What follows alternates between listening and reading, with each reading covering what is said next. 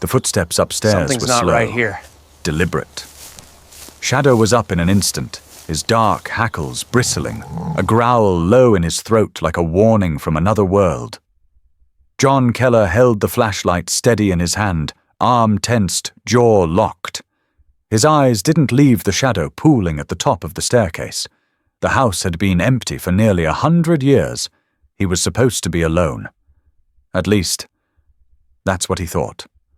4 weeks earlier, the hum of the apartment radiator filled the silence like a tired sigh. The walls of John's third-story unit were bare, except for a faded photo of a military unit pinned above a desk. A folding chair sat crooked near the window. The kind you buy when you tell yourself you won't be staying long. John sat hunched over an old laptop, his broad shoulders slumped beneath a worn thermal shirt. He hadn't shaved in days. His hair, greying at the temples, was clipped close, the way the army had trained into him years ago. But his uniform was long gone. His marriage, too, and the future he'd once imagined with them. At his feet, Shadow stirred, then let out a soft chuff. The German Shepherd was built like a wall of muscle and instinct. 8 years old, half of them spent in combat zones, sniffing out explosives, the other half watching over John with a loyalty that had outlasted most humans. They both bore scars. Some you could see, some you couldn't. "You're restless," John muttered, reaching down to scratch behind Shadow's ears. The dog's head tilted slightly, ears perked. Watching. Always watching. That's when John saw the ad. It was a banner tucked between a military surplus blog and a PTSD support forum. Historic home auction. Starting bids at $4,000. A second chance for history.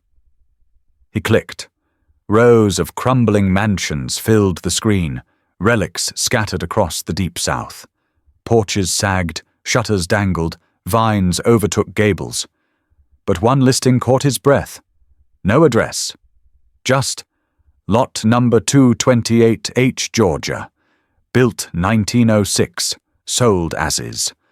A grainy black and white photo showed a towering house wrapped in oaks, the kind of house that belonged to ghosts and family secrets.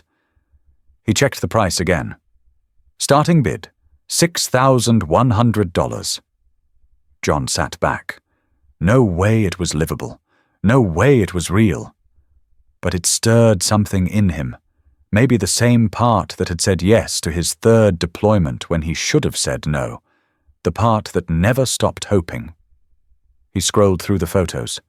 Cracked windows. A staircase wide enough to land a helicopter.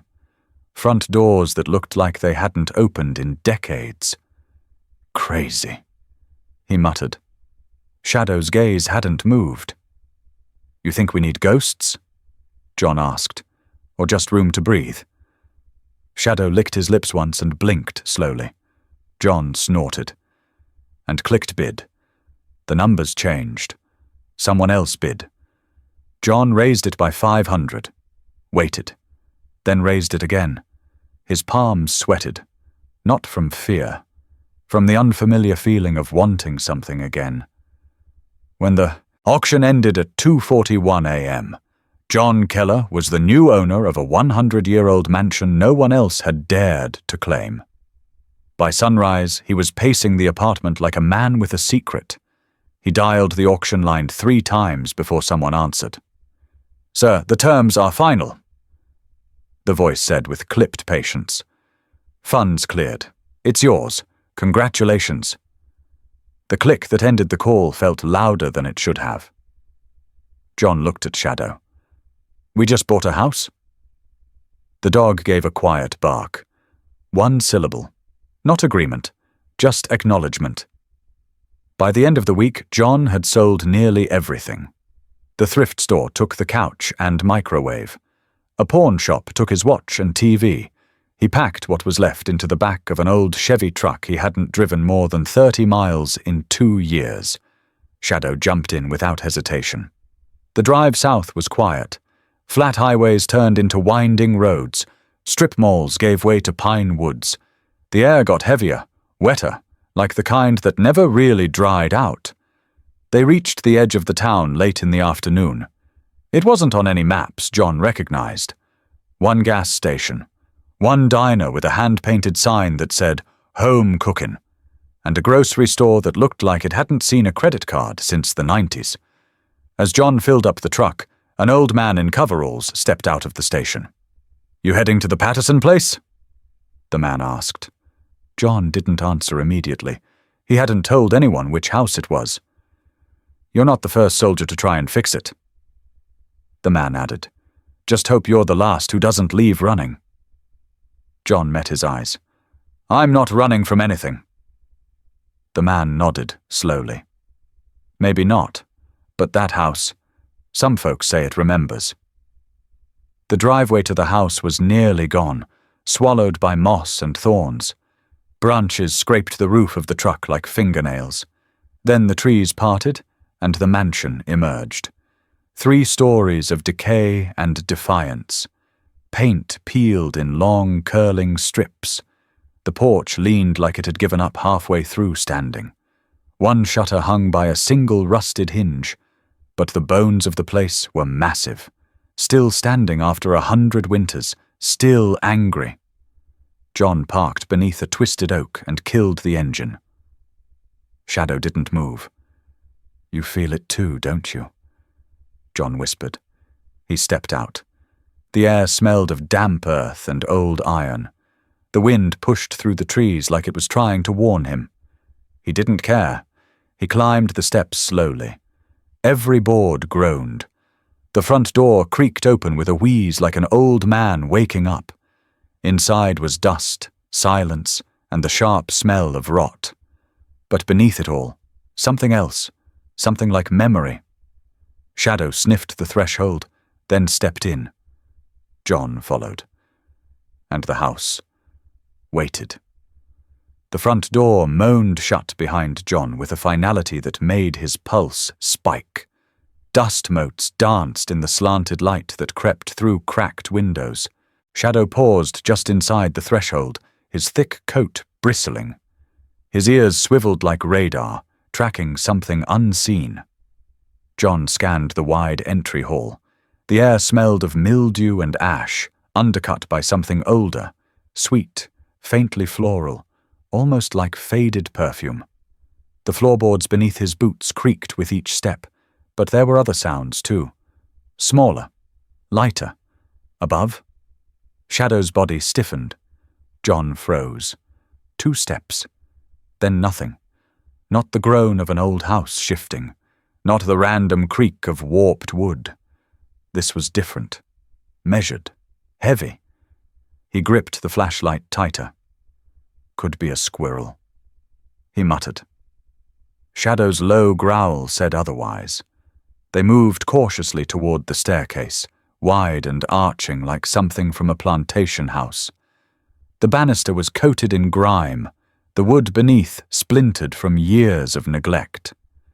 Shadow halted at the base, tail lowered but not tucked, his eyes locked on the shadowed landing above. John raised the flashlight. The beam caught the edges of wallpaper curling like burnt parchment. A strip peeled away, revealing raw plaster beneath. Nothing moved. "You heard it too," John whispered. Shadow didn't blink. John stepped onto the first stair. The wood groaned loudly. Dust rained down from the ceiling like ash.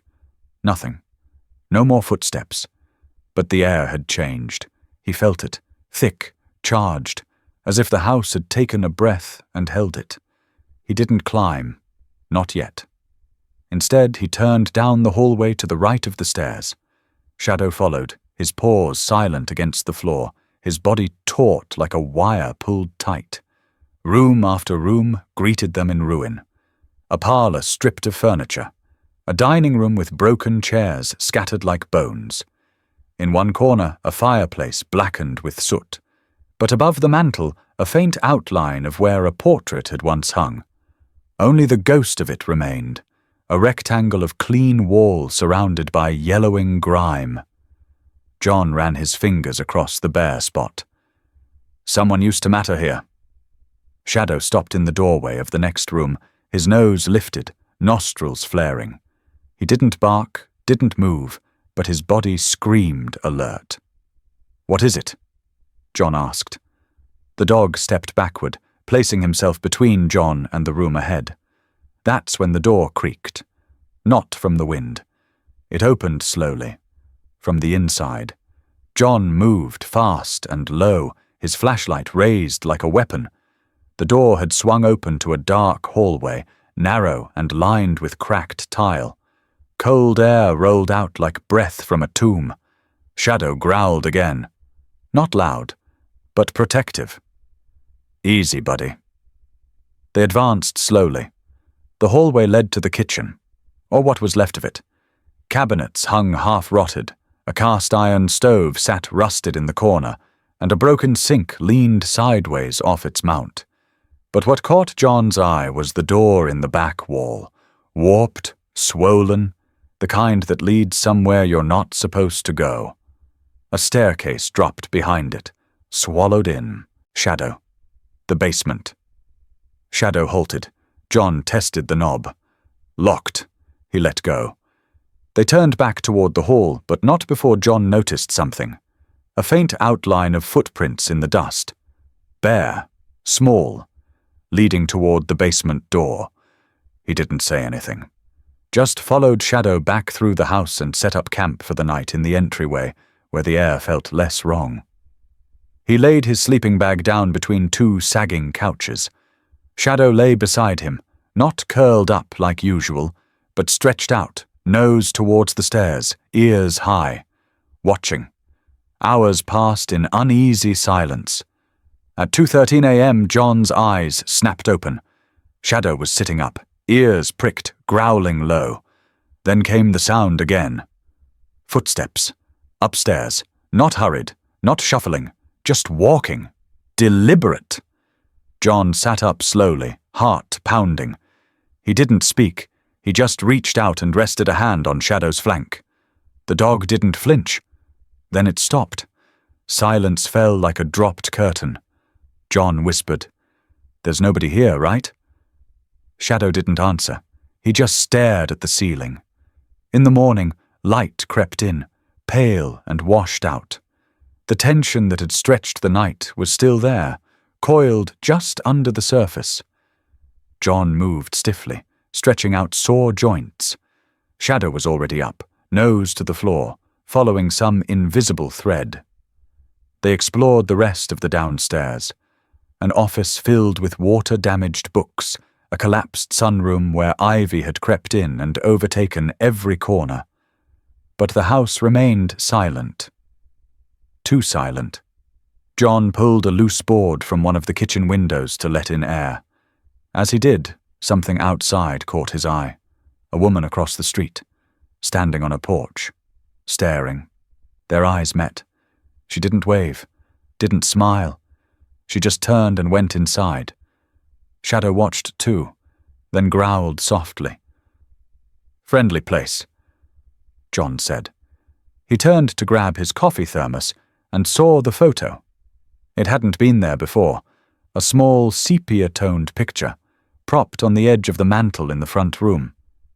Dustless, like someone had placed it that morning. It showed the house, the same house, pristine and towering. In front of it a line of servants stood stiffly. One woman stood out, tall, proud posture, a name scribbled on the back in faded ink. E. Harrow, 1916. John felt the hair on the back of his neck rise. He hadn't unpacked anything yet. He hadn't brought any photos. Shadow let out a quiet whimper, ears twitching. John looked at the ceiling, and for the first time he whispered something not to the dog, but to the house. "What the hell do you want from me?" The house didn't answer, but it was watching. The basement door resisted like it hadn't been opened in decades. It moaned, stuck halfway on swollen hinges, then gave with a sharp crack. The air that drifted out was colder than the rest of the house, tinged with dampness and something else, something metallic, almost sweet. Shadow stood at the top of the steps, his head low, ears angled forward, tail perfectly still. John clicked on the flashlight and glanced down at the spiral of stairs, swallowed by darkness. "You don't have to come," he said, already knowing the answer. Shadow padded down beside him, silent as a shadow should be. Each step groaned beneath John's boots. The wood was soft in places, the railing splintered. He moved slow, the flashlight's beam slicing through cobwebs as thick as gauze. The floor below was packed dirt, uneven and strewn with broken bricks, rusted nails, and the wreckage of collapsed shelving. The basement had the feel of a place left undisturbed too long. They swept the light across the far wall. Old tools hung like relics, sickle, hammer, tongs, covered in dust so thick they looked cast in plaster. And in the corner, partially obscured by an overturned crate, something caught Shadow's attention. He moved toward it, nose twitching, then let out a low chuff. John followed, brushing aside the debris to reveal a trunk. Old, heavy, the kind built when furniture was made to outlast people. He knelt, ran a hand over the top. The surface was warped and water-stained, its iron latches dulled with rust.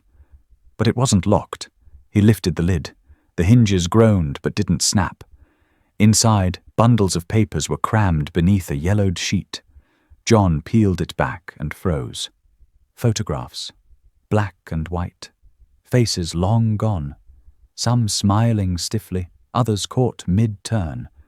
But one image made his heart stutter. A woman in a long dress, standing tall on the mansion's front steps. She had sharp cheekbones, proud eyes, and skin like polished mahogany. Around her stood others, house staff, judging by the uniforms. But it was her, the woman in front, staring straight at the camera. There was handwriting on the back, faint but legible. Eleanor Harrow, summer 1916. The name hit him like a hammer. Harrow. He'd heard it before, whispered in passing from his grandmother, years ago, wrapped in those hazy family stories that felt more like folklore. She used to say, "You come from people with backbones, boy." Remember the name Harrow. Back then he hadn't listened. Now he couldn't ignore it. He sifted deeper through the trunk. A bundle of loose papers tied with fraying ribbon. Letters? He unfolded one. The ink had faded into soft grey, but the script was still clean, deliberate, almost elegant. Receipts, inventories, notes addressed to Miss Eleanor, a housekeeper. But more than that, her notes included staff wages, food rationing during shortages, even disciplinary records. He reached the bottom of the trunk and pulled out a journal. The leather binding had split at the corners. Inside, neat cursive filled the pages. Day after day of observations. Household repairs, supply orders. Then, scattered between the pages, personal reflections. June 12th, 1916. Mr. Patterson refuses to let me speak at Sunday gatherings. Says my voice agitates the others. I see what he fears. Not my voice. My mind. John sat back on his heels, the flashlight balanced on a nearby beam. Shadow pressed close to him, one paw resting lightly on his thigh. "You feel it too," John murmured. He flipped through more pages. Mentions of unrest, of people disappearing in the night, of a child sick with fever and denied treatment. The entries grew darker, shorter. Eleanor had become afraid, angry, but never hopeless. One entry stood out, August 3rd, 1917. They call it his house. But this land remembers who bled into its soil. If I cannot change what happens here, perhaps my blood will return and finish what I could not. John closed the book, his hands trembling. Blood. Return. He looked down at the photo again. The resemblance was no longer just in the cheekbones or the tilt of her eyes. It was in something deeper, a quiet defiance. Could she be? It was impossible, and yet his gut said otherwise. He packed the journal, a few photos, and the clearest letters into his satchel. The rest he returned carefully, almost reverently, back into the trunk. When he stood, his head brushed a low beam. Dust rained down, and as he turned back toward the stairs, his flashlight flickered, just once. But in the brief dark, he thought he saw the outline of a figure, slim, upright, feminine, near the far corner. When the beam steadied again, there was nothing. Shadow didn't growl, didn't bark, but he turned his head slowly, as if watching someone leave. Back upstairs, daylight filtered through the boards like ghost light. John sat at the table, laying out the documents. The name Harrow was everywhere. He needed answers, real ones. He reached for his phone and searched for the town's library. The listing popped up. Ellison Public Library, Main Street.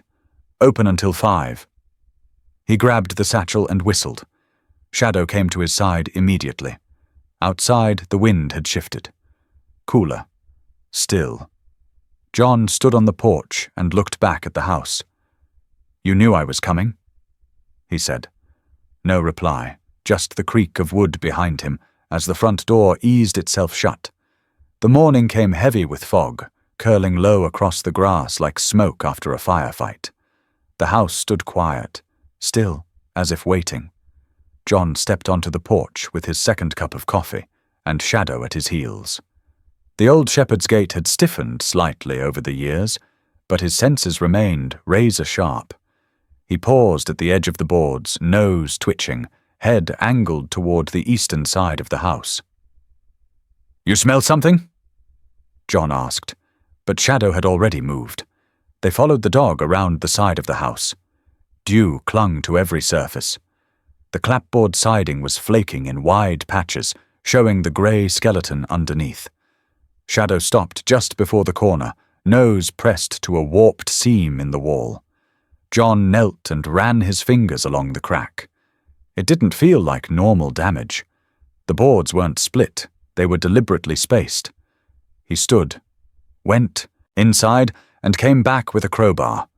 It took time. Each board peeled away with a groan, revealing old brick behind the paneling. John expected insulation, or maybe rotten framing. What he didn't expect was a single hollow gap between the bricks, no wider than a handspan, sealed by a loose stone. Shadow let out a soft chuff. "You found something," John said quietly. He pried the stone loose.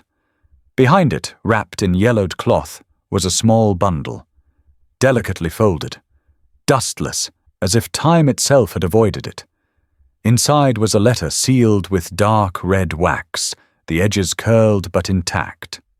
The wax bore a crest, simple, unpolished, like someone had carved it by hand. A single H. John's hands, usually steady even under fire, trembled slightly as he broke the seal. The paper inside crackled as he unfolded it. The handwriting matched the journal from the trunk, precise, unflinching. The ink had browned, but every stroke was still legible. "To the one who carries the blood. If this has reached you, the house has allowed it. You are not here by accident. My name is Eleanor Harrow. I was born here. I died here. But not all deaths come from the grave. They buried our voices, painted over our names. I was meant to be forgotten. But you are not.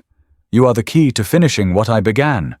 The room they never found still exists. It holds what truth remains. The house remembers. It will guide you." John stared at the letter. He didn't breathe for several seconds, then slowly looked down at Shadow, who met his gaze and let out the faintest of whines. "You knew," John said. Not a question. He looked back at the wall. The gap behind the brick wasn't deep, just enough to protect the letter.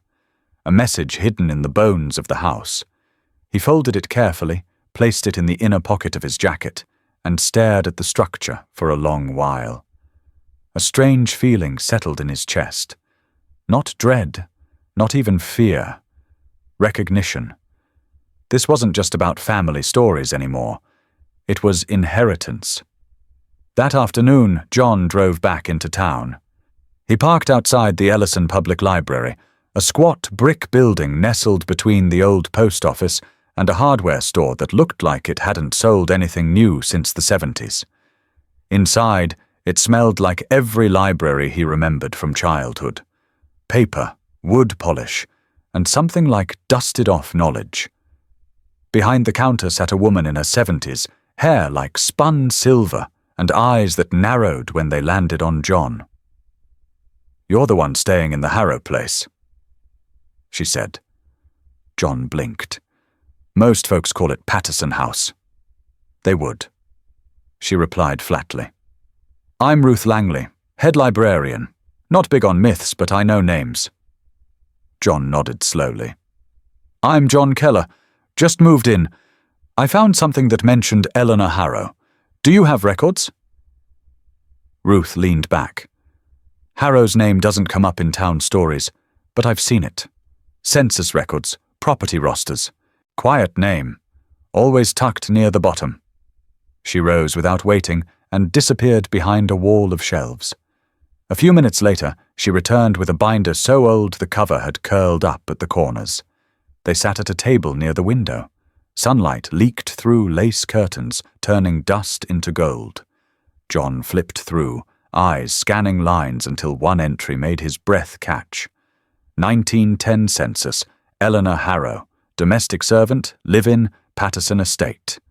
Age 27. She was there. John whispered. Ruth nodded. Longer than any of them, even after the family vanished. What happened to her? No one knows. No obituary. No grave marker anyone can find. Like she dissolved when the Pattersons did. John shook his head. She didn't dissolve. She left a letter. For me. Said the house would guide me to a hidden room. That got Ruth's attention. Hidden room? John nodded. She called it the one they never found. Ruth studied him. If Eleanor trusted you with that, you better follow it through. John folded the census copy and tucked it next to the letter in his jacket. Outside, Shadow waited in the front seat of the truck, head raised, watching through the windshield. Not anxious. Ready. As John pulled away from the curb, a man stood near the alley. Same one he'd noticed watching him a few days earlier. Ball cap low, arms crossed. This time, the man smiled. A thin, unsettling smile. And walked away. Back at the house, the wind was picking up. Clouds gathered low and heavy above the oaks. John parked the truck under the old tree line and climbed the porch steps with Shadow behind him. He didn't head to the kitchen. Or the parlor. He went straight to the staircase. Halfway up, he paused. The house creaked. Not loud. Not dramatic. More like breath. Shadow sat beside him at the top landing, eyes sharp, tail brushing once across the wood. John whispered it aloud for the first time. The room they never found. And the house somehow felt like it was listening. The house was quieter than usual. Not peaceful, just still, like something holding its breath. John stood in the west hallway on the second floor, his hand trailing along the wainscoting. Shadow moved beside him, close enough that their shoulders brushed. The dog's ears were stiff, nose tilted upward, tracking the same subtle shift in air John had been feeling for the last 10 minutes. The letter had said the house would guide him. So far, it had. He stopped at a warped section of the paneling near the end of the hall. The wood grain looked wrong. Too even. Too flat. Shadow sat, head cocked, staring at the wall. Yeah, John said quietly. I see it. He pressed his palm flat against the panel. It gave slightly. Hollow. The air smelled different here. Cleaner, drier, like a sealed place untouched by mold or moisture. He went back downstairs, grabbed a chisel and crowbar, then returned. Shadow didn't move from the spot. It took 10 minutes to remove the first board.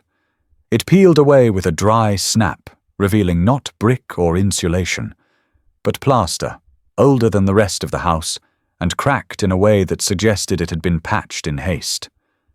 John worked slowly, methodically. Every strike felt like peeling back a scab. He removed 3 boards before his flashlight caught something behind them. A seam. Vertical. Clean. A hidden door. He set the tools aside and ran his fingers along the edge. There was no handle, no latch, but it moved when he pressed. A soft pop. Then silence. John pushed harder. The door creaked inward.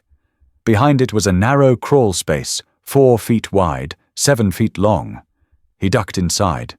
Shadow hesitated at the threshold, then followed, crawling low but quiet. The hidden room was pristine. No cobwebs, no rot. The dust lay in a perfect, undisturbed sheet, as if it had settled gently and never been touched since. A small oil lamp sat cold on a shelf beside a desk. A wool shawl draped over the back of a wooden chair, faded but intact. John's flashlight swept across the room, landing on the desk. His breath caught. A journal, thick and leather-bound, sat at the center, beside a stack of letters and 2 black and white photographs. He reached out slowly, fingertips brushing the cover. The leather was soft, worn smooth from use. He opened it to the first page. The handwriting was unmistakably Eleanor's. March 2nd, 1915. They said we were lucky. To be fed, to be clothed, to be sheltered. They never said we were owned. John sat down on the edge of the chair, careful not to break anything. Shadow lay at the doorway, eyes fixed on him, unmoving. The next entry was shorter, tighter, angrier. April 29th, 1915.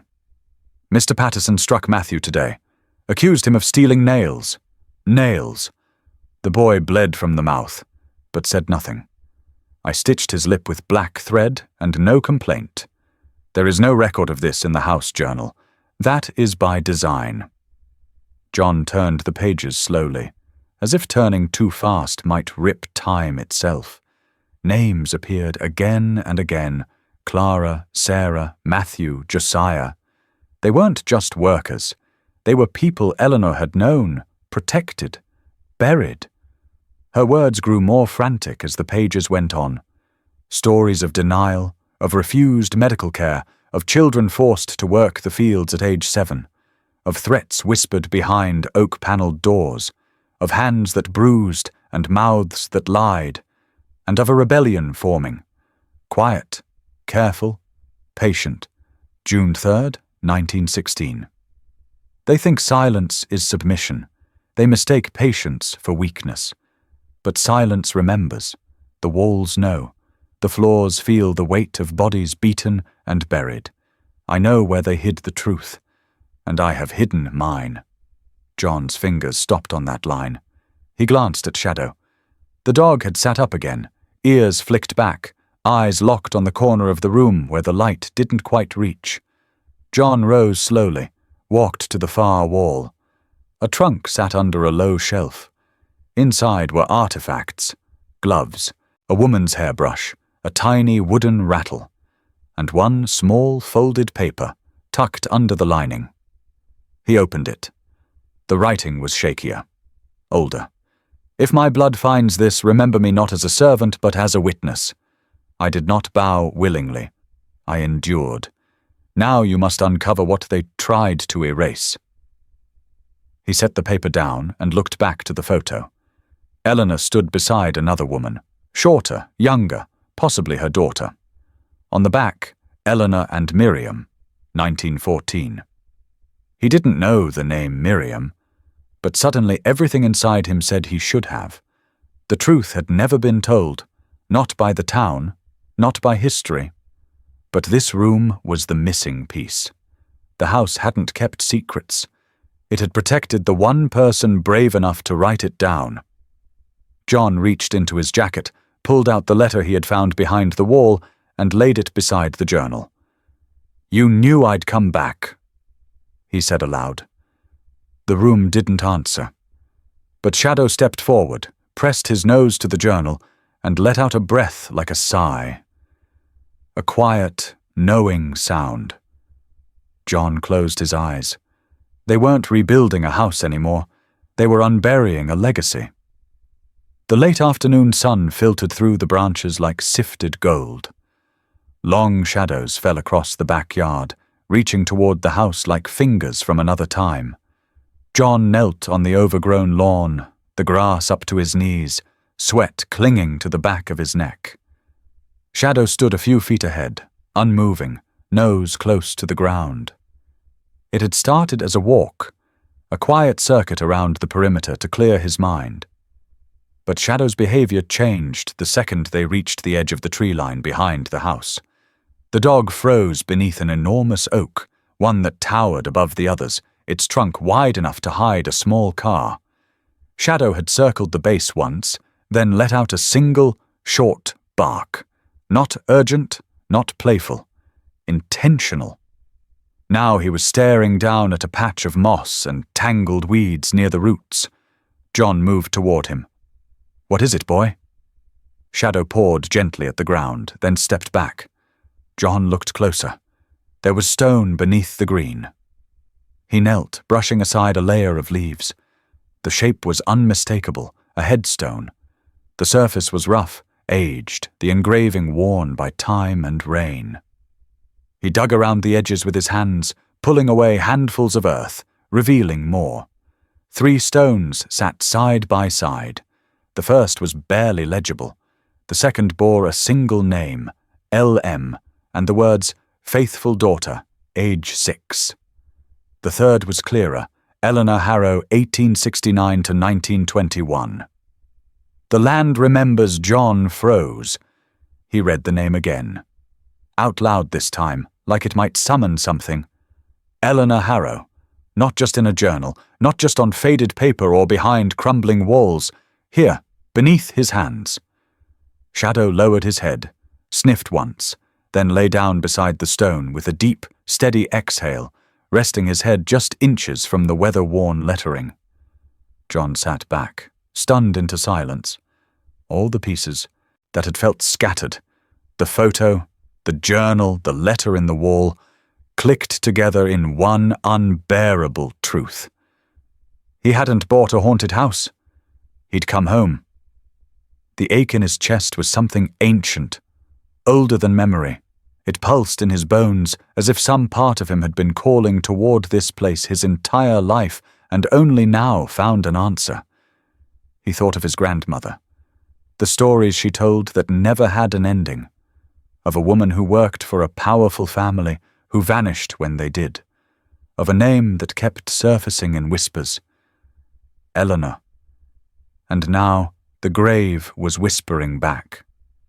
He pulled out his notebook and pen, habit, muscle memory from his time in the field. His hands were dirty, his knees damp from the earth, but he needed to get it down before it vanished like a dream. 3 headstones beneath the oak, one clearly marked Eleanor Harrow, died 1921. This is real. She's real. And I'm part of this. Shadow let out a quiet huff, then rested his chin back on the moss-covered stone. John stood and looked around. The backyard was massive, wild, a tangle of history and neglect. There were more stones, some half-sunken, others just small protrusions barely visible under the weeds. This wasn't a yard. It was a cemetery, and not one the town had ever acknowledged.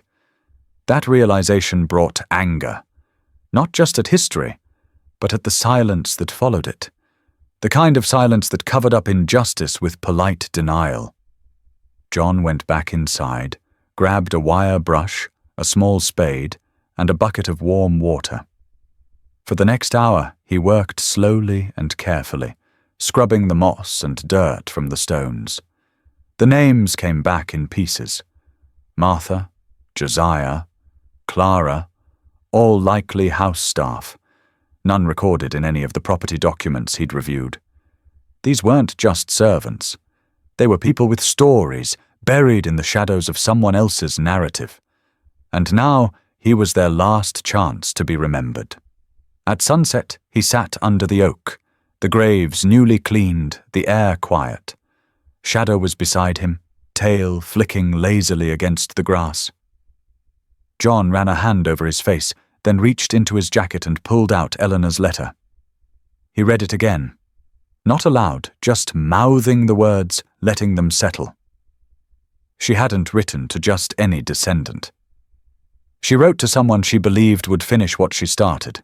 It wasn't a burden he'd asked for, but it was one he couldn't walk away from now. Back inside the house, John cleared a space on the kitchen table and laid out everything. The journal, the letter, the photo of Eleanor and Miriam, the census copies from the library. It was a mosaic of a woman erased from history, but too powerful to be forgotten. Shadow lay nearby, still alert, eyes half closed, but his ears twitched with every creak of the house. John whispered, more to himself than the dog, "She was my family." The house creaked, not like wood settling, more like a breath drawn in quiet affirmation. John looked toward the staircase, and suddenly, the silence of the house didn't feel empty anymore. It felt like witness. The decision came to John in a way that felt less like a choice and more like an inheritance, a responsibility passed down not by blood alone, but by silence, memory, and the unearthed names of the forgotten. He wasn't going to sell the house, he was going to restore it, not to what it once was, but to what it was meant to be. It started with clearing the overgrowth from the backyard cemetery. Day by day, stone by stone, he cleaned each marker, documented names, and mapped out the quiet resting places beneath the oak. Shadow was beside him through every hour, sometimes lying in the grass watching, sometimes nosing at the earth as if sensing where truth still lay buried. Neighbors slowed their cars when they passed. Some even parked and watched from across the street. To them it looked like a man gone mad, digging up graves in a house everyone whispered about. But John didn't care. Inside, he gutted the West Wing. That was where Eleanor's hidden room had been, and where her secrets had waited. He preserved the original walls, refinished the beams, and left the cracked floorboard that had once covered the entrance untouched, only now with a glass panel above it and a small plaque reading, "She was never silent." He called it the Hall of Truth. It wasn't a grand gallery, just one long room where the air held stillness like a prayer. On one side, he mounted Eleanor's portrait, the same one from the hidden room, eyes looking out, quiet but unafraid.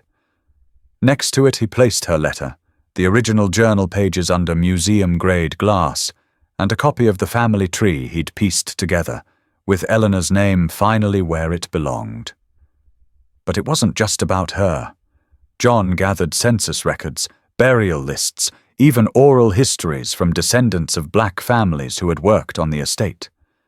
He tracked down Miriam's great-great-granddaughter, who lived 2 counties over, and brought her to the house. She stood before Eleanor's display for a long time, arms crossed, lips trembling. Then softly she said, "My grandmother used to say she knew someone who tried to make things right. I thought she was just telling stories." Shadow walked up to her, leaned gently against her legs. She reached down and stroked his ears. "He knows," she whispered. "This dog, he remembers." Word began to spread. At first it was just a few visitors, a school teacher, a local librarian, a curious teenager with a camera.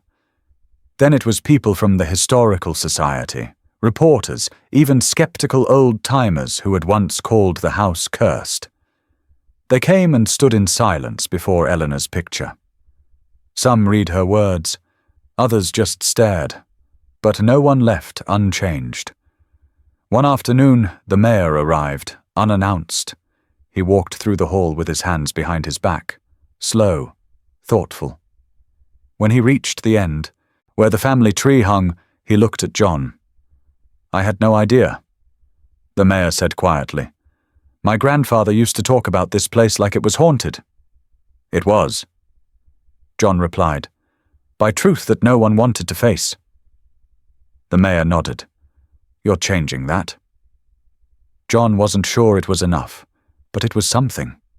That night, as the last visitor left and the lights dimmed, John sat on the porch with Shadow curled beside him.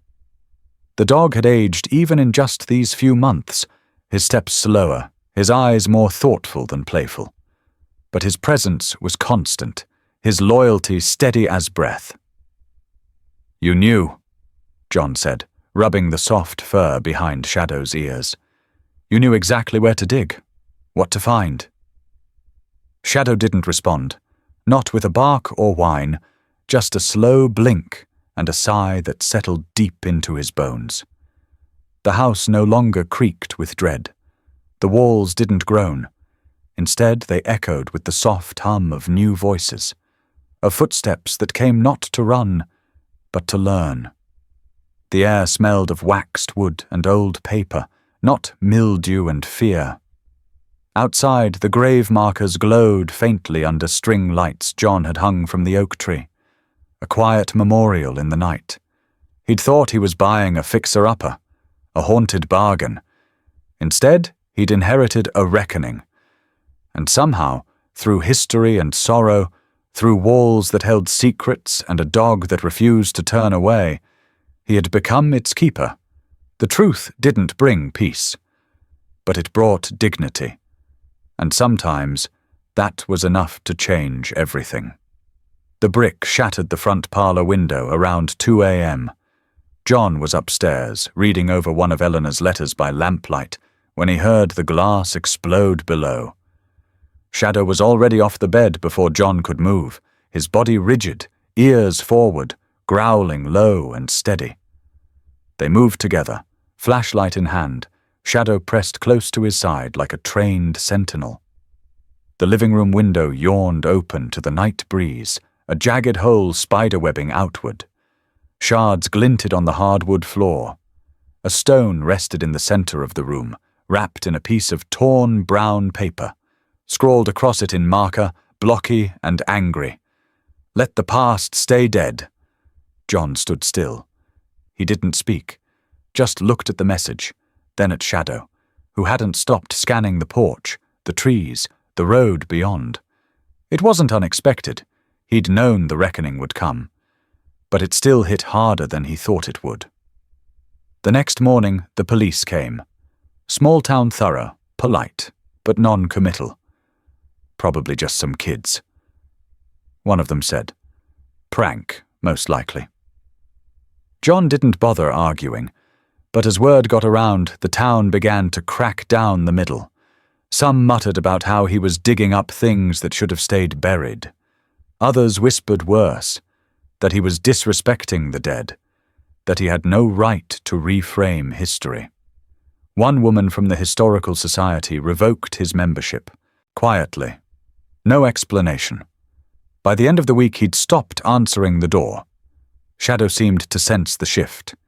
He no longer rested by the fire or slept soundly at night. He patrolled. Quietly, deliberately. A ghost in the hallways. And then, one afternoon, just as John was repainting the parlor wall, trying to cover the cracks left behind, a knock. Firm 3 times. He almost didn't answer. But when he opened the door, Sheriff Boone was standing there, in uniform, a battered metal toolbox in hand. "Window still broke?" the sheriff asked, not waiting for an invitation. John stepped aside. "I patched it." "Not good enough." Boone walked in, nodding toward Shadow, who approached with a curious sniff but no suspicion. The sheriff knelt and gave the dog a slow, respectful stroke behind the ear. "Heard you're stirring things up," he said, setting the toolbox down. "I didn't mean to start a war," John said. "I just didn't want to lie by omission." Boone nodded, stood slowly. Truth has a way of offending people, especially the kind that benefits from forgetting. There was a pause. Then Boone added, My grandmother used to work here. She'd tell stories about Eleanor, said she was the only white woman who treated her like a human being. John swallowed hard. The sheriff pulled out a flathead screwdriver. So here I am. If you're brave enough to tell it, I'll help you hold the line. For the first time in days, John exhaled something deeper than air. It was relief, sure, but also affirmation. Like someone had just placed a hand on his back and said, "Keep going." Over the next few days, others showed up. The librarian brought framed copies of historical documents she'd quietly saved. A high school teacher offered to bring her class in for a tour. A retired stonemason began restoring the older gravestones, unprompted. Each arrival was quiet. No fanfare, just people who had been watching, waiting, and who, like Shadow, had chosen to stay. But not everyone came bearing goodwill. One evening, John found red spray paint scrawled across the side fence. "Liar!" He stood before it for a long time, then turned to Shadow, who was watching him with those deep, timeless eyes. "I'm not sure I have it in me to keep fighting this," John said. Shadow padded forward, nose bumping John's thigh, then turned and walked down the path, slow, deliberate, toward the backyard, toward the graves. John followed. It was dark, but the moon lit the names faintly. Eleanor, Miriam, and now new markers John had begun to commission, names that had been passed to him through letters, archives, oral stories, each stone placed with care, with apology. He stood among them. Let the silence of the place speak louder than the hate painted on his fence. Behind him, Shadow sat and lifted his head to the wind as if listening for something no human could hear. And John understood. The pushback wasn't the end. It was the resistance that proved the truth mattered. He went back inside and started writing again. The folding chairs were mismatched, some rusted, some borrowed from the church. John didn't mind. He set them in a semicircle under the old oak tree, its branches sprawling wide like a canopy of memory. Shadow circled the chairs once, then lay down beside the podium, if a makeshift wooden crate could be called that. He'd been uneasy all morning, sensing the weight of what was to come. John took one last look at the backyard, clean-cut grass, fresh flowers lining the grave markers, framed photographs clipped to twine strung between trees, and in the center the small wooden sign, "In honor of the unnamed." By 3 o'clock the yard was full, old men in Sunday suits, grandmothers with walkers, kids shifting nervously in too tight dress shoes. And at the very back, Sheriff Boone, arms crossed, face unreadable. John stepped up to the crate. The envelope in his hand was brittle, yellowed by time. "I found this letter tucked behind a broken floorboard upstairs," he began, voice even but low. "It's dated March 17th, 1921, written by Eleanor Harrow." He cleared his throat, then read, "To whoever finds this, if the house still stands, and you are reading this, then maybe the truth still matters. I was born into comfort, but not into courage. I watched good people suffer under this roof because of our name, our silence. If there's still breath in your lungs, I beg you, speak their names. Let the ones who scrubbed our floors, raised our children, buried their pain in silence, let them be remembered." John looked up. The yard was dead quiet. He walked to a small table and lifted a stack of old, sepia-toned photos, maids in aprons, boys in stable uniforms, women with tired eyes and proud spines. He called out the names one by one. Miriam Caldwell, Jacob Harris, Ruth Ann Devers, Henry Boone. There was a gasp. A woman in the third row cupped her mouth. Tears streamed down her cheeks. A young man beside her gripped her shoulder, confused, until she whispered, "That's my grandmother. That's her." Another man stood. "Jacob Harris. That's my uncle's name. He always said our family had roots here. but no one ever believed him. The murmurs grew louder. People approached the photos, pointing, recognizing features in cheekbones, in stances, in the subtle curve of a smile. It became something more than a memorial. It became a reckoning. John stepped back, stunned by how the truth, once buried, had now taken root. Shadow rose to his feet, ears perked. He moved slowly through the crowd, stopping beside a small girl who had been sitting cross-legged near the front. She reached out and touched his head, not hesitantly, but like they already knew each other. That was when John noticed the man standing alone by the fence, Eli Barrett, grandson of the man who once owned half the county, who once sat on the town council, who once signed off on a set of laws that stripped every black tenant on Harrowland of voting rights. He hadn't said a word since arriving, but now Eli walked forward. "I came here to stay quiet," he said. "Thought I'd just observe. But now, I need to say something." All eyes turned to him. My grandfather. He profited from this house, from these names, from their labor, their pain. We were taught to be proud of that legacy. But today I am ashamed of it, and grateful to finally know the truth.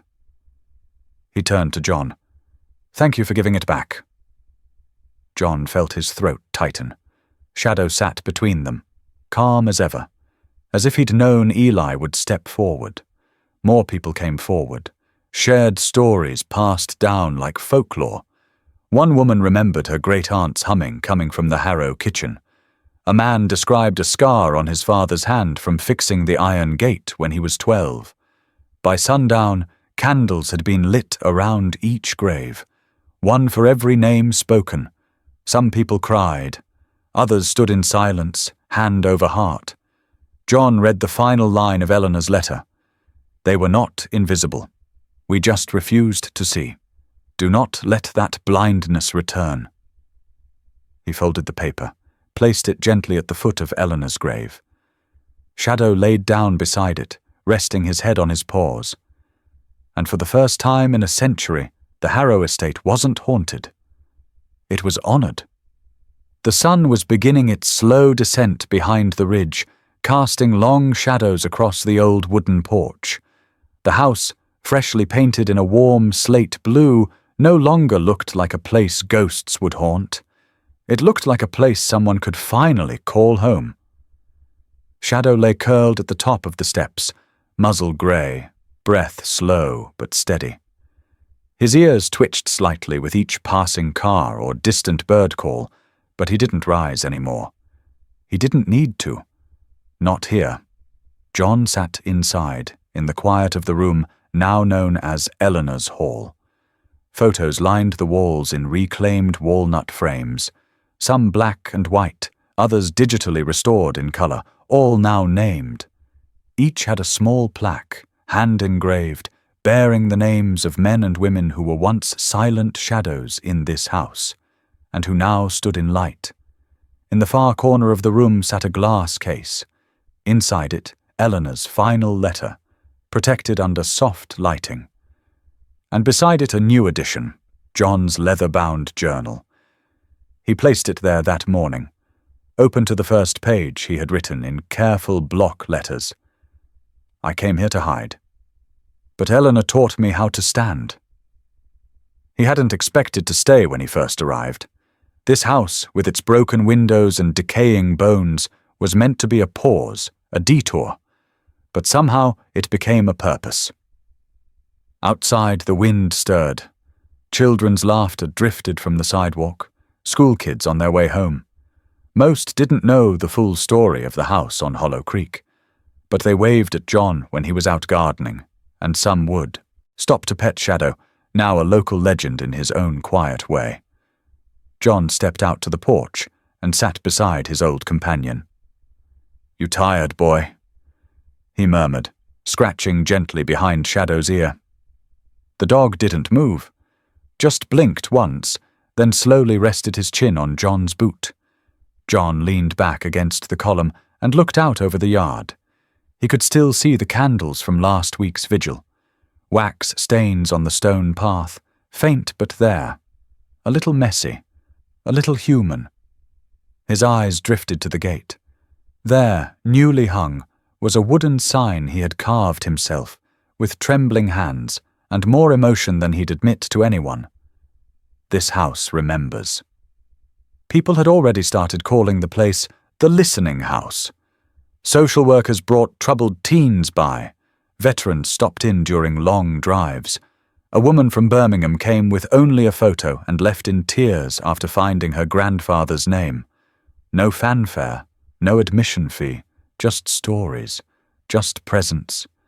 And Shadow, always there, listening when no one else would, sitting through grief like a sentinel of silence. John looked down. "You never left, did you?" Shadow didn't answer, not the way people do, but he shifted closer, pressing his warm side against John's leg. That was answer enough. Inside, someone had left a note in the guest book.